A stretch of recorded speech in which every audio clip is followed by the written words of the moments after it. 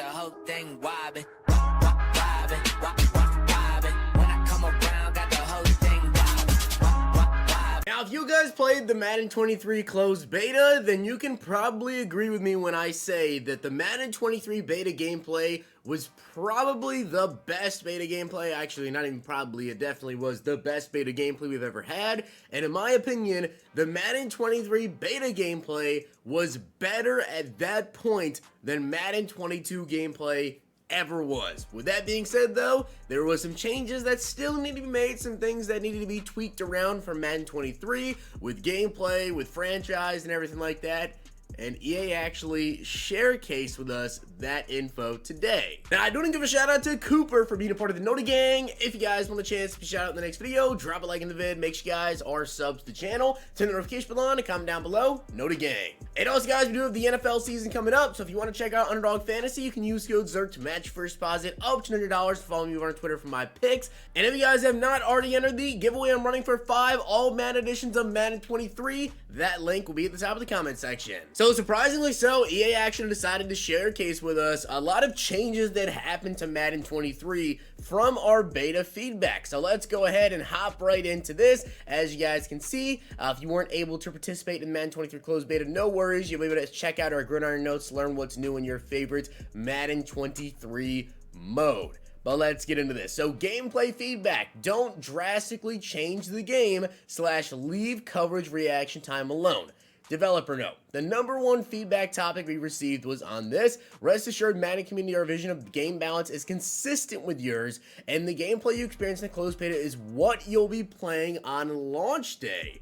There has been polish added and bugs fixed from players' feedback to make it even better, but the overall experience will be as you played in the closed beta. So there definitely will be some things that are going to be changed up a little bit, but you guys can see it right there. It looks like they did not touch a ton necessarily when it came to gameplay from the beta, which I will say that coverage was pretty good, like really good, and that is going to make things very, very interesting to start off the year. If coverage is that good, we will just see exactly how that plays in Madden Ultimate Team, and I wonder if that also means pass rush is going to be the same, because pass rush was pretty wild. Now, they also added referees back to the game, / on the field, where referees returning to the field during live gameplay is not something we would deliver in Madden 23. I take it back, they did it. It is something that we want to get as badly as our players. We want to make sure that when the refs do return, they return in a state where visual quality is on par with the rest of the characters on the field.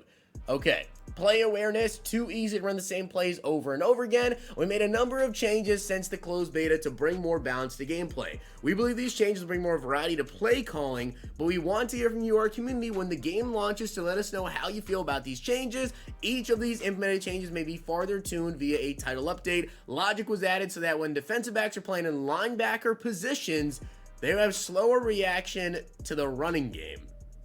That is very interesting, obviously so, because people like to run defensive backs at middle linebacker due to linebackers not being able to jump. So if you do that, if you're using on a DB and then there's another DB in the box with you as well, well, they're not really going to react too well to the run game. That's very intriguing. Remove the ability to hot route tight ends to a pass block assignment when in a 2-point wide receiver stance. Adjusted the corner route and bunch formations in the corner hot route and the hot route master and slot apprentice abilities to align with the other corner routes throughout the playbooks, and made improvements to man coverage pre-snap alignment versus bunch. The biggest thing to me there is that DBs playing in linebacker, I want to see exactly how much slower they do react. Pulling linemen too slow / too indecisive. Tuning and AI changes made to make pulling linemen be more explosive through the line of scrimmage. And on top of the foundational improvements, you have to keep an eye on the speed rating of the pulling lineman, as slower O-lines could force you to lay off the acceleration mechanic while he navigates, and faster O-lines to get through quicker, allowing you to accelerate sooner on the play. That's pretty cool. Pass blocking isn't strong enough / too many insta sheds. So there was a bug causing super wins to trigger too frequently early in the closed beta, which was a primary contributor to the overpowered feeling. Looking at overall defensive gameplay, having a powerful pass rush is critical to the balance of the game, and the pass rush at launch still going to be more powerful than it was in Madden 22. So it definitely seems like pass rush is still going to be really good, but they did get rid of the bug, which was just causing crazy super wins. So yeah, it's still going to be up there. Definitely going to be something that everyone's going to have to get used to. Using receptions aren't always responsive. Tuning to catch animations to increase range for jumping interceptions. Tuning to significantly decrease situations where the player is requesting play ball without seeing the corresponding animation response.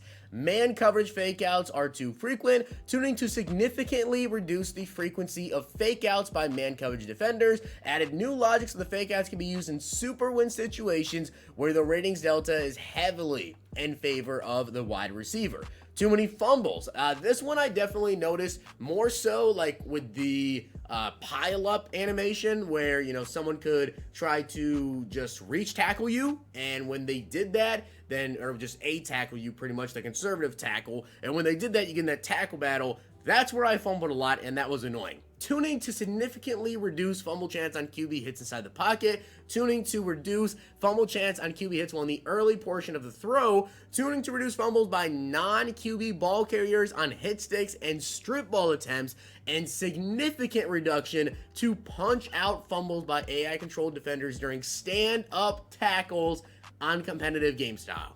That is what I was talking about right there. Not enough hit stick variety. 27 new hit stick animations have been added for launch. Most of the existing animations have been updated to make them look / behave differently. Wide receivers should win more contested catches in mismatches. Tuning to increase catch success for wide receivers in contested catch situations when in a mismatch. Logic added to include wide receiver physical attributes such as height to play a more significant role in the success of contested catches. Honestly, I like that. I really, really like that. We'll see exactly how that plays out and how that, you know, actually feels in the game, but from the sounds of it, I like that, right? Those bigger wide receivers, they should get more contested catches. Skill-based passing can be difficult to understand. Even though it was not in the closed beta, when you first turn on the game at launch, you have the opportunity to play through an onboarding flow to learn more about the new passing system. You also have the opportunity to lab deeper in practice mode. And lastly, additional work has been done on the in-game feedback systems to make it even more user-friendly, such as color coding the feedback text and passing reticle to match level of accuracy. Be on the lookout for more developer deep dives closer to launch that will go into even more detail about skill-based passing and what it can unlock in the passing game.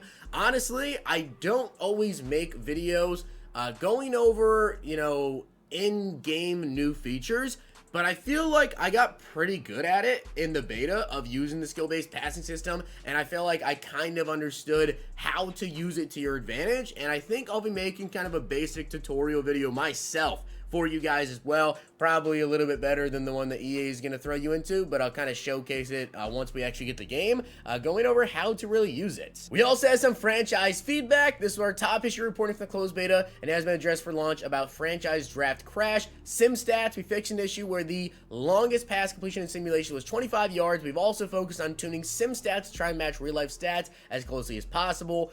We have low interest players returning frequently during resign periods. We've done several rounds of tuning in this area to try and make this more realistic in how and when players resign with their current team. Salary cap, we received feedback some teams didn't have enough salary cap space available to resign players. We have continued to update real life contracts as that information becomes available, along with trying to tune the amount players will ask for during the different stages. CPU draft logic, there were some reports about seeing teams drafting QBs that already had quality starters to their team. Since the closed beta, this has been a key area of focus. We are utilizing the new player tax feature to help prevent this from happening. Eval offers causing a crash in free agency, fixed. Get offers trade tuning, we have done a few rounds of tuning with our new get offers trade feature. NFL draft flicker issue, there was a couple graphical issues we had during the closed beta that were fixed. High profile players in free agency, we saw players mention they were seeing several top tier players available in free agency. We have tried to help improve this in a couple different ways. Tune player motivations to help better match current teams to help give these teams a better chance of resigning them. Continue to update real life player contracts, players that sign new deals to remove them from the list of potential free agents in year one. As mentioned above, tune amount of money players will ask for along with team salary cap data. Progression history showing wrong training info. We had a bug there and it has been fixed. Misaligned assign scout text, that has also been fixed. Scouting tiers showing 4 stars, they fixed that. We added the star this year to try and help better explain the tier level of scouts as we receive feedback from players Madden 22 that it wasn't clear right away if tier 1 is best or tier 3. Help tips, added help tips for following free agent hub, contract negotiation, and scouting stage updates. Face the franchise and the yard feedback. More customization options for Create a Player. Our focus for customization in Madden 23 was more on the progression and skills side than visual, with the goal of giving players more freedom in how they use skill points per each of the available positions. We also added options to reset and respec your character's skill points and body type / archetype anytime. There are a few new visual customization options we do want to mention: 6 towel placement slots, 2 new options for jerseys, and updated gear. Tattoos for your creative player. This level of customization is something we want to deliver as badly as our players wanted, and is something that is in the roadmap for future iterations. New play / ways to play the yard. We focused on making the experience more user-friendly, allowing players to get into and out of games quicker. We also reduced the amount of campaign and solo challenges so that players would have more time to play head-to-head and co-op, in addition to ranked yard being available at launch. Player-locked camera angles and face the franchise. All of the cinematic and traditional player-locked cameras have been tuned per feedback received during the closed beta to make the views more usable and functional. We've also added a third option for each position called wide that can be toggled via the D-pad camera toggle that will allow you to play from a view that's similar to the all-22 POV. So that, guys, is everything from the closed beta, and honestly, I kind of like a lot of this stuff here when it comes to the gameplay. I really do. I like that it didn't change too much, right? I was kind of really hoping to see the gameplay similar to Pass Rush. I do think that Pass Rush is not going to be as crazy because of this bug that was in the game. I really like as well, they tuned down the fumbles, especially in that stand-up, because that was just really bad. Really interested to see what's going to be going on here with the height difference and contested catches. And then skill-based passing, as I said, I'll probably do my own tutorial video for you guys because I feel like I got pretty good at it pretty quickly, and there's a lot of different ways that I figured out how to use it. So with that being said, guys, hope you enjoyed the video, and if you did, make sure you guys drop a like in the video, and of course hit that sub button down below. I'll see you guys next time.